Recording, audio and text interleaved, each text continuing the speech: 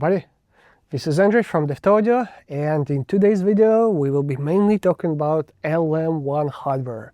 So no demos, no playing songs, it's just to mainly see what's inside and what are the upgrade options available today.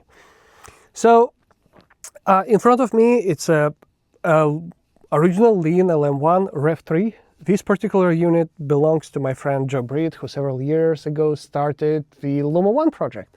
So this is how we made to the LM-1 production and shipping units worldwide today.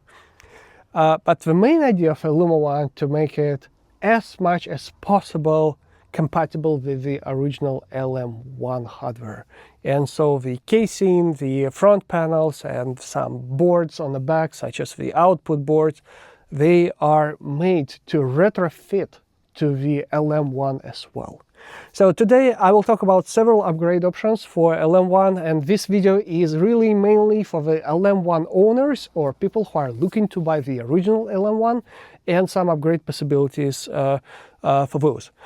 So I will talk about the front panel, and I will talk about the LM-1 Memory Retrofit that we recently posted, and it's available for everybody as well.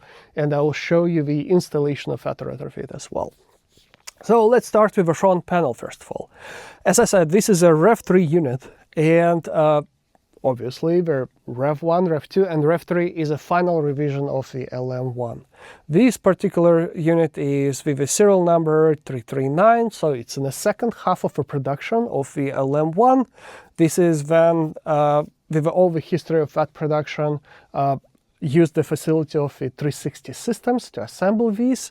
So they have a great quality, they have a, well, just overall great build quality, and many things of course have improved on these machines since the Rev1, Rev2, but there are also many things that have changed from the earlier machines, just in general.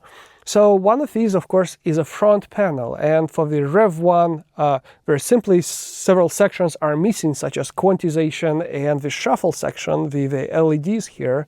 But also from the Rev2 to Rev3, there's a difference in the front panel, and including the buttons, the vendors that Roger Linn used at that time have changed in the Rev3, so it's just a different vendor, and they are not engraved, unlike on the Rev2 and Rev1, but also they are, well, slightly different, and such as including that for the front panel they had to remake some of the layout here.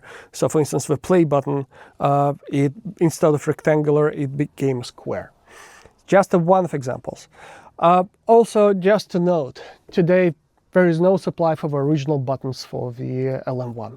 No matter Rev1, Rev2 or Rev3, all of them are gone, and there is no new old stock. Maybe you'll get lucky if you have someone who saved it from the past years, because even over 10 years ago there were some available in the market who were like saving them. Now it's totally gone.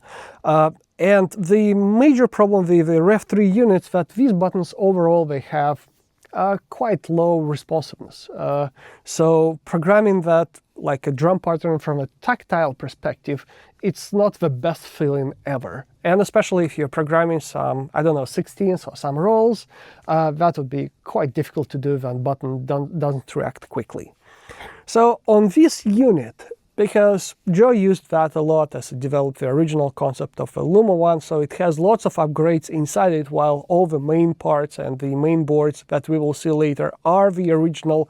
The front panel has been entirely upgraded, and it has the same buttons as we are using on the LM-1. It's by the company Marquardt in Germany. Very good quality buttons that have also exchangeable caps. So what you see here is a combination of black, gray and red, and all of these caps, they are detachable, so it's kind of difficult to do that, but you can take that out and put a new cap if you want to change a color, or if you just want to change a cap if you damaged it. So this board with buttons offered as the upgrade kit for the LM-1. You can get it from us. It's exactly the same part as we have in Luma 1.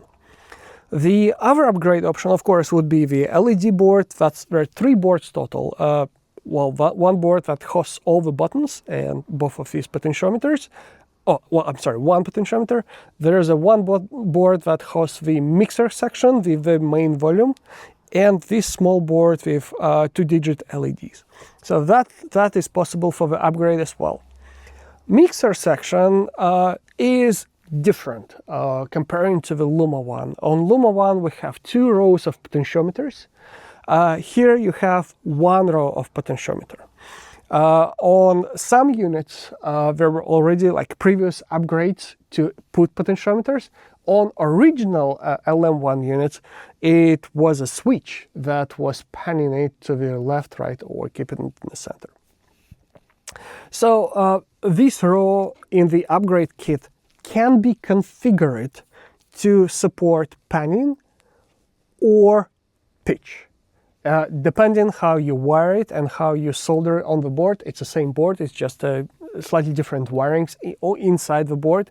And if you configure it for the pitch, you also have to install additional board that retrofits the pitch control, so it could really take it.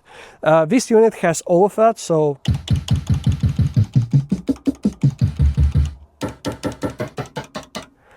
so that controls pitch, but it doesn't have any panning control in this layout. That's why in Luma 1 you have 2 rows. One is always mapped to the panning and another is always mapped to the pitch and the decay control for the close hi-hat.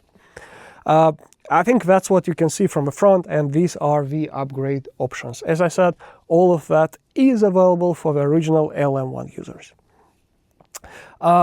One of the most important upgrades today for me personally for the original LM1 would be the Memory Retrofit.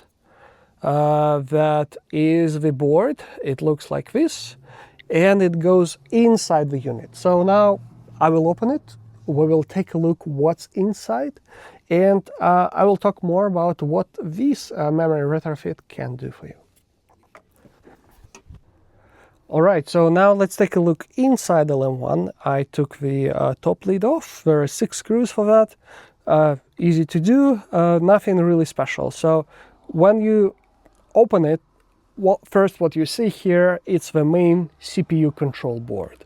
That's the board that's running all the memory, that has the operating system, the main processor. Underneath there's even larger board that takes up more space, that has all the sound ROMs, that has all the pitch control circuit for these boards, and so on. So what's really important to know that when installing the Memory Retrofit, you only need to work with the top board. Also, depending on the unit, this board will work with all revisions, Rev 1, Rev 2, Rev 3. However, some of them come with the components, including the main CPU inside the socket, so it's IC socket. Some of them have components soldered down. This unit is quite an interesting beast because, well, for instance, these parts are for the memory parts, and they're basically a section of the 16 memory chips here, and what we can see here that half of this is soldered down, another half is socketed. I don't know the history of that or why that happened. What's important to know that the original CPU is located in this area, and so while it's sitting here, it could sit in socket like this, or it can be soldered down. And if it's soldered down, we need to remove it. We can destroy it. There is nothing special in the Z80 CPU that's used here. And the new Z80 CPU is supplied with the board, so it's already installed. What the board could do, basically the board replaces the whole circuitry for managing the volatile memory and having non-volatile memory on board. And the original RAM that is here is being disabled, so you can keep it here. If it doesn't cause any glitches or, I don't know, circuit shorts for the units, you can keep it. And as you can see, the original memory is still here in this machine.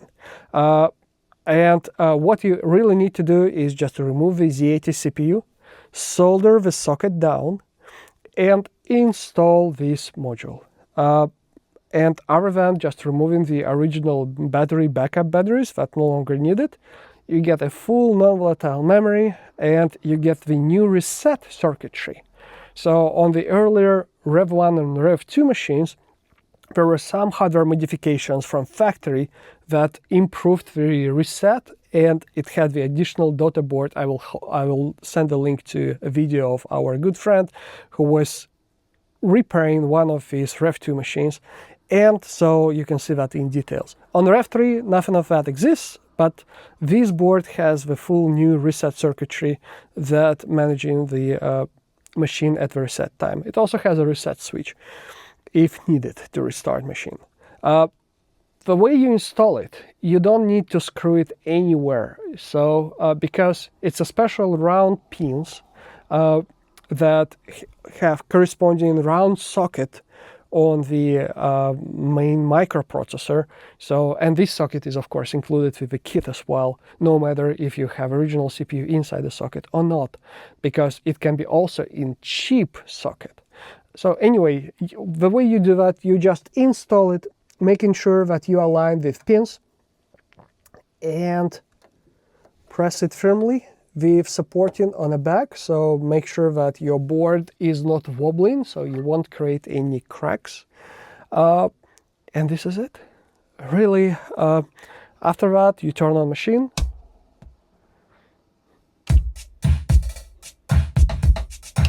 And it will start working right away. No tuning, no changes. You see the original memory is still here. The new FRAM memory is on here. I ship all the units with preloaded content on the memory, so it will start playing some patterns right away. And these patterns and this whole kit is compatible, as I said, with Rev1, Rev2, and Rev3. There are slight differences, as I said, but overall, this is that easy. Also, what I recommend you doing before you perform the upgrade, if you have any critical patterns, of course, you have to back them up. And in order to do that, use the tape interface and dump the patterns out of a machine. And then you install this board with the patterns that it came with, restore the patterns from the tape. Well, you don't really need to use the tape. You can just use any, digital recorder, and the compression doesn't really matter, so it can survive an MP3 as well. No any problems with that. Anyway, this is it. So that's how it's simple, and I thought that would be really important for us to cover in this video. Thank you.